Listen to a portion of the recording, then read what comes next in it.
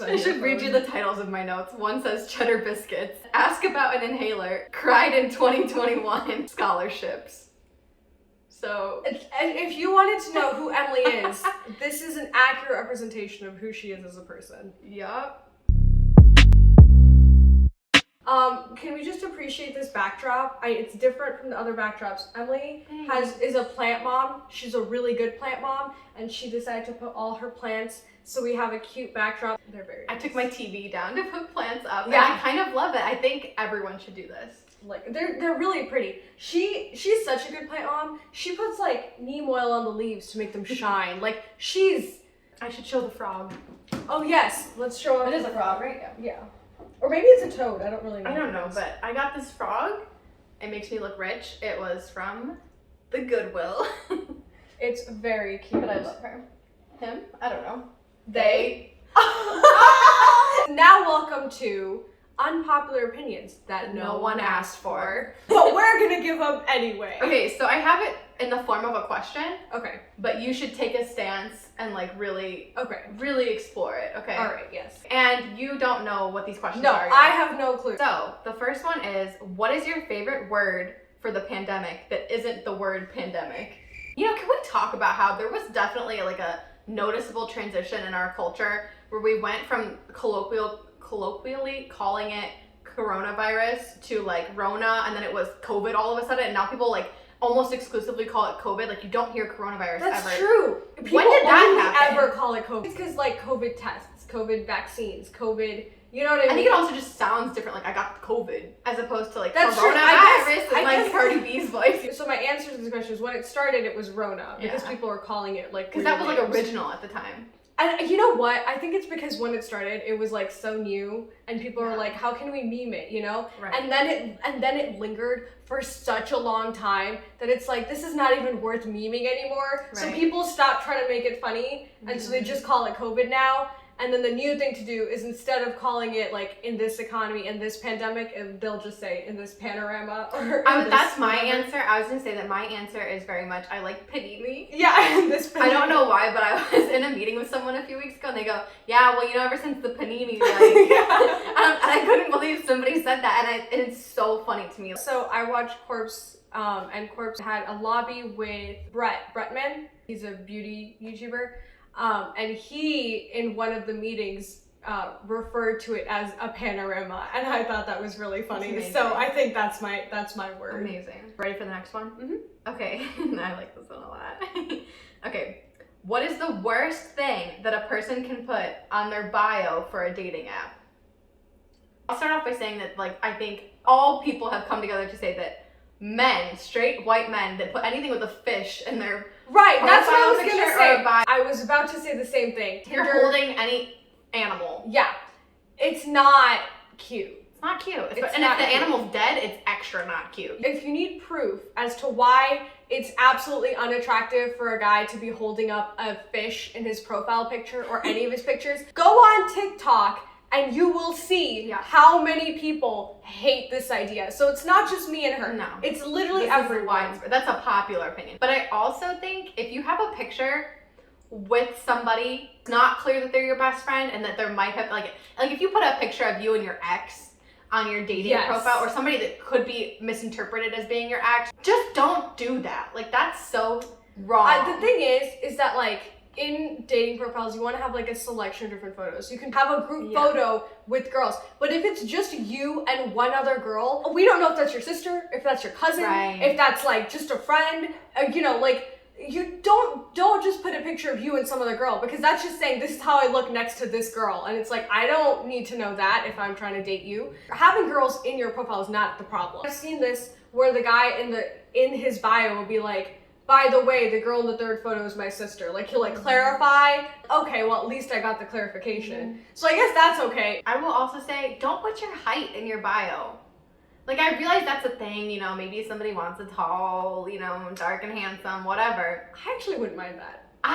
Unpopular opinion, don't put your height in your bio because like ain't nobody care. Like, I mean, yes, people care, but it shouldn't be about everything physical. And I feel like that just perpetuates this thing where like whether or not you swipe on somebody doesn't actually have to do with how they come across on their bio. It has to do with like what you think they look like. I think what usually happens is that people who are really tall will put their height because, like, I had a friend who was like 6'2", and he could not date girls who were like under 5 feet because it just looks weird in public. Like, you're gonna like rule it out from like one swipe, you know? Again, that's your unpopular opinion, I guess. I don't mind the height. I will just say Really? What is the go-to karaoke song? And I can start off with a story about what's not the go-to karaoke song. What's the not go-to karaoke So song? I was once on a cruise ship and I really wanted to participate in karaoke that was going on, and my mom like forced me to go do it, and I thought it'd be a fabulous idea for me to sing Rolling in the Deep by Adele in front of like 200 people. And about halfway through, my mom actually stopped filming because I was so bad. She had been recording me singing and was gonna send it to the family like a mom would, you know. And I was old, by the way. I was like 19. I was not a child. And my mom actually put her phone down because it was like so bad that she just didn't even want to send it to anybody. So don't do Rolling in the Deep. I think the best karaoke song should be All-Star. Like, choose a meme song that like almost everybody knows the lyrics to. Like the Rickroll is a good one. Yeah. Like, choose something that everyone, so that way if you start singing it, then you can probably get other people around you to sing it. Like, you can get your friend groups to sing it, and it's okay if you sing it badly because it's a meme song. Be mindful of your sobriety or lack thereof.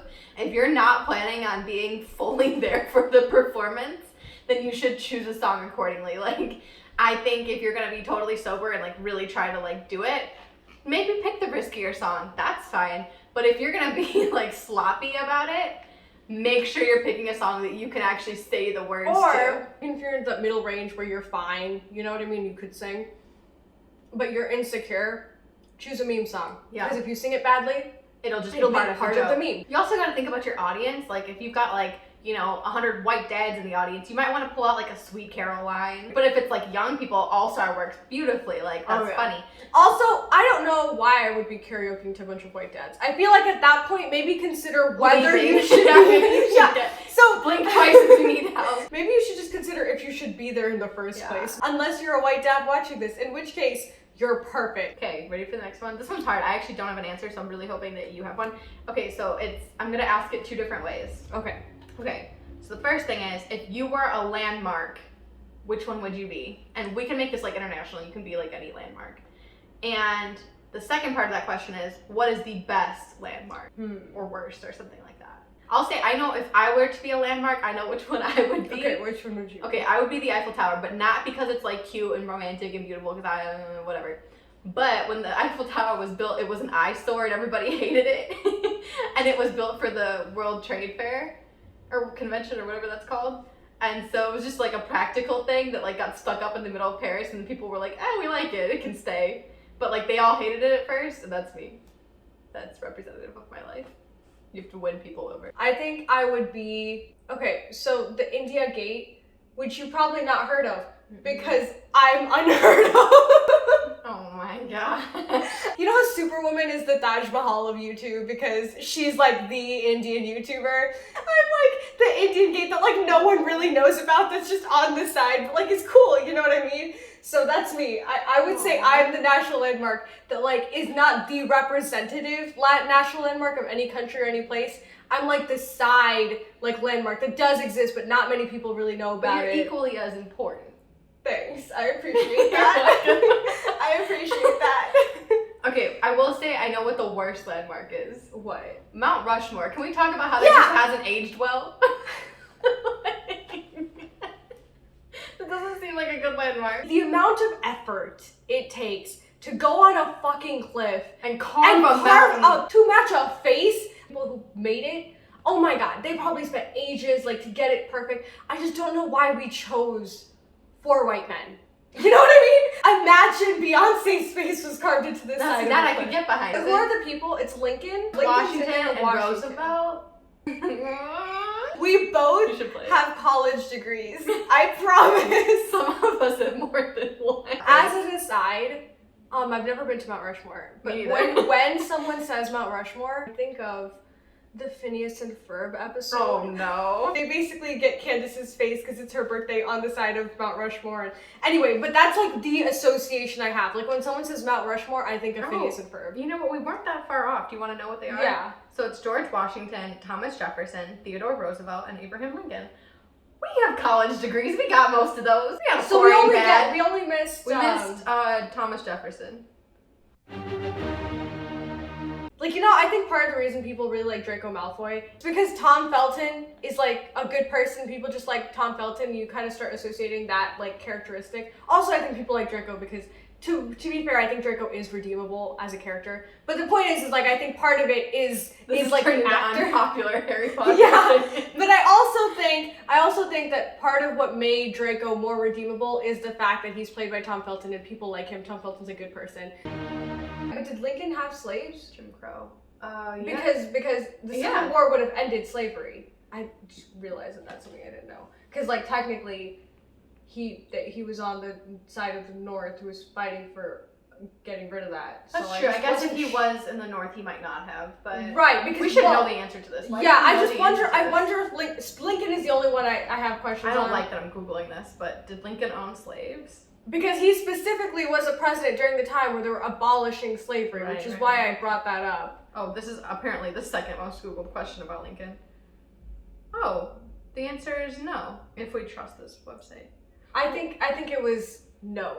Like, probably not, but maybe there was something that was questionable. I don't think anybody during that time period that was white and male has any clean hands. Yeah. And I stand by that. Get the best ones first. Okay, cool. Then maybe we should stop.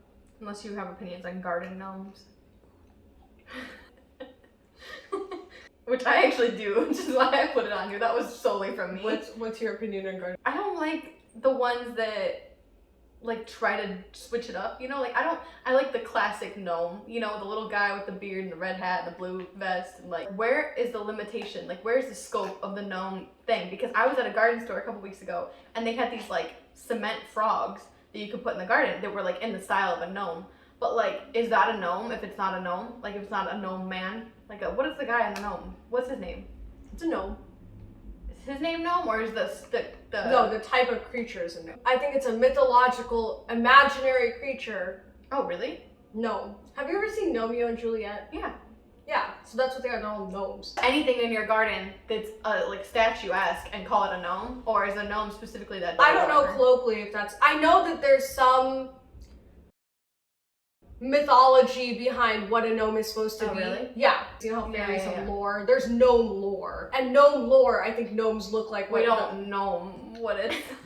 The gnome lore, I think, depicts a gnome to look like that. But colloquially, I don't know if you're at Walmart and you pick up a garden ornament that is supposed to be like I don't know if like they classify it as a gnome because technically it doesn't look like one. I don't know, but I don't like the variations. Like, let's just keep it with the little dude. I'm a gnome purist. I said it.